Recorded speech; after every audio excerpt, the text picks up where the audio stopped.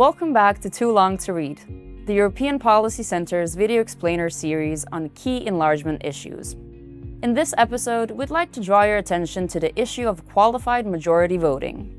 Although widely used across the range of EU policy areas, requiring 55% of member states representing at least 65% of the EU population for a decision to pass, QMV stops at the door of the enlargement policy.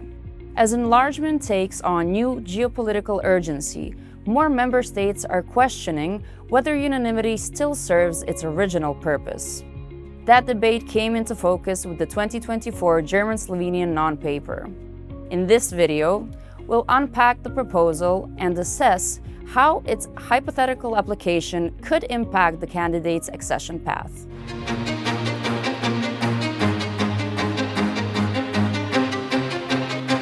Unanimity has long been the cornerstone of EU enlargement, but experience shows that this system often backfires.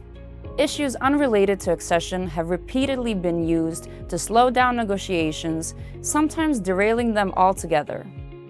The scale of the problem is striking. Negotiations unfold in three broad phases, each with multiple opportunities to block progress. As our analysis shows, there are at least 49 separate veto points for each member state during the accession process. Across the EU, that amounts to 1,323 potential vetoes. And that is not all. Unanimity is also required before negotiations begin, when granting candidate status, opening talks, and adopting the negotiating framework, and after they end, through national ratification of the accession treaty. In short, veto points permeate enlargement, creating unpredictability at every step of the way.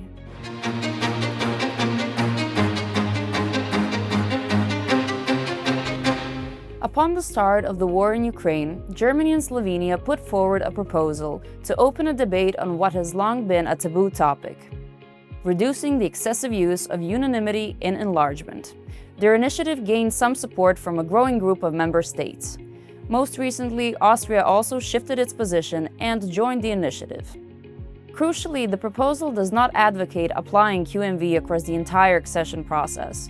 Instead, its use would be tightly limited to a few targeted procedural moments, specifically assessing whether opening benchmarks have been met and deciding on the opening of negotiating clusters. This implies that earlier technical steps, such as approving screening reports and setting opening benchmarks, would also move away from unanimity. At the same time, unanimity would remain firmly in place, where it matters most politically. Member states would retain full veto power over the formal opening of negotiations, assessing the interim benchmarks, setting closing benchmarks, the closing of chapters, and concluding accession talks, including national ratifications. In practice, this means QMV would apply only up to the opening of a cluster.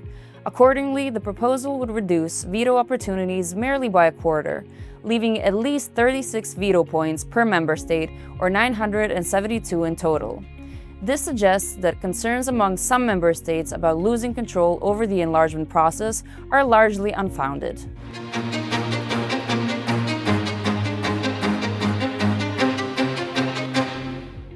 To better understand both the potential and the limits of the proposal, it is important to look at how it would affect candidate countries in practice. Based on the extent of its impact, candidates fall into three broad groups. Group 1, saving grace. For countries still in the process of opening clusters, QMV could make a meaningful difference. This includes Ukraine, Moldova, and Serbia, assuming there is no blocking minority. Group 2, deferred remedy.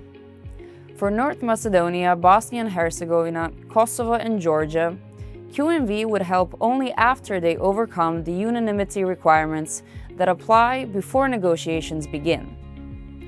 Still, by signaling that cluster opening would be more streamlined once talks start, QMV could help generate the political will needed to clear those initial hurdles. Group 3, neutral tool. For Montenegro and Albania, which are already advanced in negotiations, the impact would be limited. Chapter closures would still require unanimity.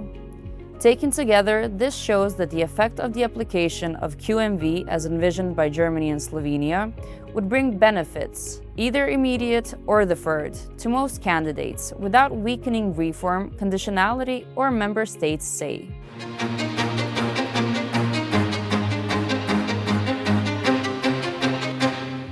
With the German-Slovenian proposal still far from full acceptance, there is room to explore compromise options. To balance more streamlined decision-making with member states' desire to retain meaningful control, a viable middle ground lies in reinforced QMV. Under this arrangement, decisions would require the support of 72% of member states, representing at least 65% of the EU population. In practical terms, this raises the bar significantly, from around 15 member states under standard QMV to roughly 20. The logic is simple. Reinforced QMV prevents sensitive decisions from being pushed through by narrow majorities, while reducing the scope for veto-driven deadlocks.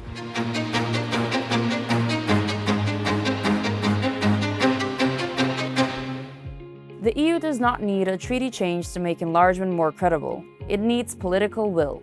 This is not about weakening control. It is about protecting the credibility of the enlargement process and sending a clear signal to candidates. Reforms will be met with progress, not paralysis. Thanks for watching. This was Too Long to Read, your shortcut to understanding EU enlargement.